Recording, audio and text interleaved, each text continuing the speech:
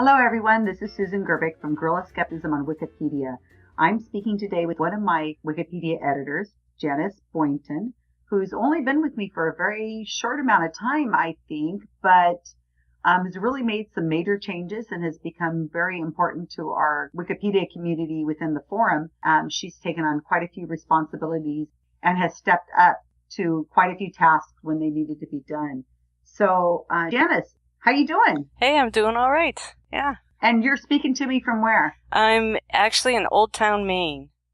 Old Town, Maine. It's kind of central Maine. It's not down east and it's not southern. It's kind of in the middle. Anyway, so you came to GSoW in just this last June. Is that right? That's right. I looked it up. It seems longer than that, but it was around the beginning of June that I signed up. Yep.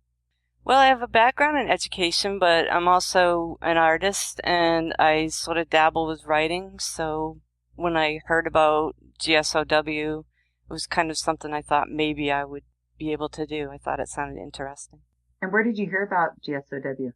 Probably Skepticality. I've been listening to a lot of skeptic podcasts. I also think I heard Tim Farley talk about the group. Right. Well, you haven't been really doing small edits, have you? I kind of get carried away. What I'm finding is that I really, the edits that I've done so far, well, the ones that I've chosen are fascinating people, and I just it's hard I get lost in their stories. This person that you did a rewrite on was someone I had heard an interview with on Skepticality, and you just went nuts. I ended up picking Heather Dewey-Hagborg because she is an artist, and she actually takes DNA samples, and she's written computer programs so she can simulate a face based on information that she gets from strangers' DNA through cigarette butts or gum and that kind of thing. And she really caught my interest. She wanted to be provocative, and she really was. She's actually sparked a lot of conversation in that particular community about privacy issues and who can use people's DNA and as along with like do-it-yourself biogenetics, which I thought was really interesting. I really hadn't even thought of that issue. And then it was really exciting because I got to email her and make contact with this person that I had been researching for a few weeks, and she turned out to be so generous with her time, and she let us use some pictures. She uploaded them on Wiki Commons for us, and that was very exciting to see all that pull together. She already had a Wikipedia page, which was a stub, which was really a bad page. It was just really embarrassing, right? I think she only had like 3 sentences on there. I don't think, and maybe 1 reference or something. I don't know. I don't remember exactly, but it was pitiful. There wasn't anything. No pictures. It was really embarrassing. So when I picked that one, I had no idea it sort of opened up this whole world. That was really fascinating. I think that's like part of my personality is I just want to keep reading and reading and reading and reading. It's hard to know when to stop. That finished your training. So after you finish your training, then I put you on a team, and I have 2 English teams at this moment. One is Team Curie and one is Team Sagan. Your team leaders are Ryan Harding, Richard McDonald, and Christine Daly. So you're on Team Curie. What's the first thing you do after you decide you're out of training? I think I said, do you want to do a controversial page now?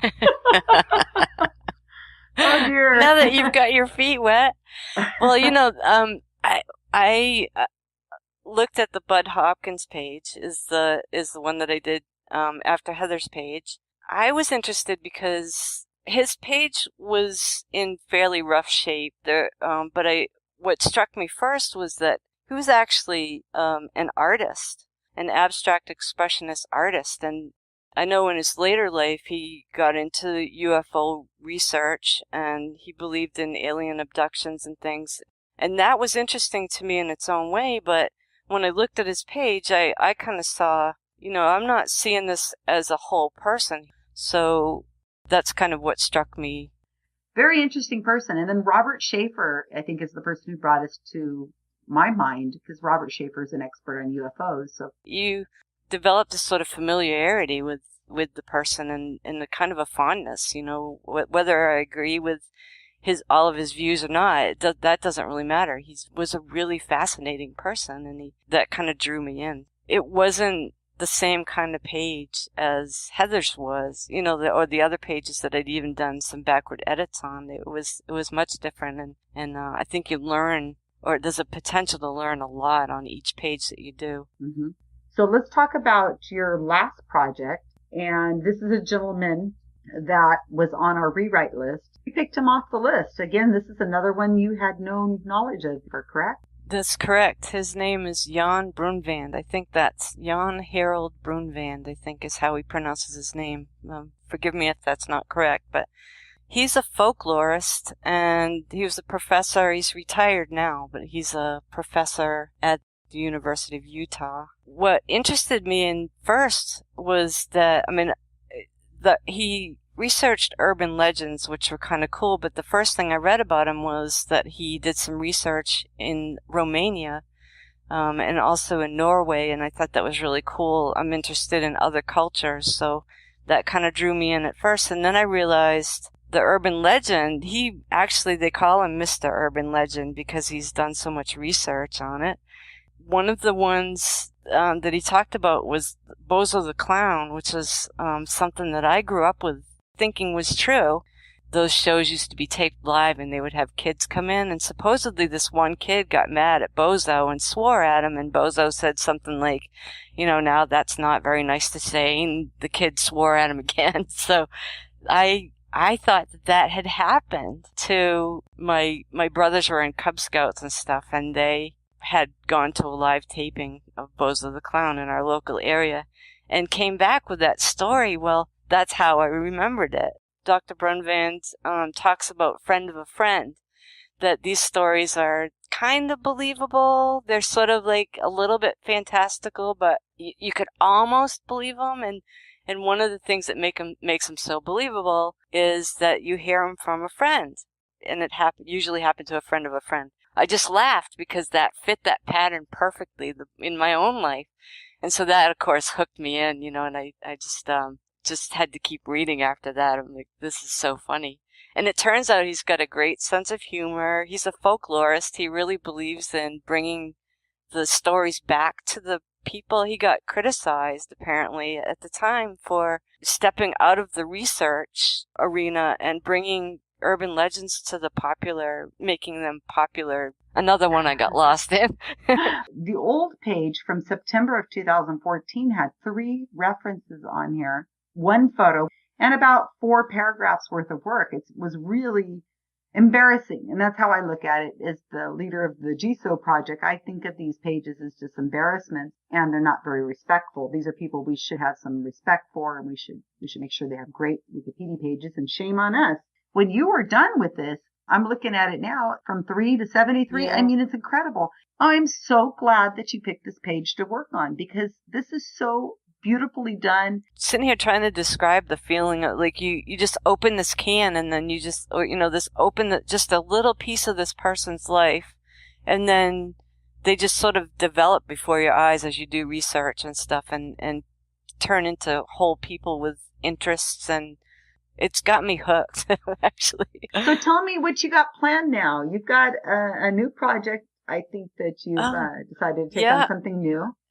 Mark Forsyth and is the one on my list now, and he's a writer and writes about English. That's about all I know about him, and that his wiki page is just a stub, and it's even worse than some of the other ones that we've found. So I think it was just 1 sentence or maybe 2 sentences, and really needs to be worked on. So I just started that this week, so I haven't gotten lost in that one yet. I'm sure you will be. He made the list because I heard him on a podcast. I think it was Skepticality. Thought, wow, this guy's interesting. And I'm glad you picked him up. We have a couple other people that are just about to finish the training. They finished their backwards edits just today and then last week, and that's Jean Rosenberry and Lauren Carr. And so now I'm assigning them probably 6 different pages, and I said pick one. And as I'm looking at the list, and as I say, the list is about 150 different pages on it, it is heartbreaking to me that I want every single one of these pages to be worked on. And Yeah. I don't know, it's when I see you guys working on these pages, it's just heartwarming.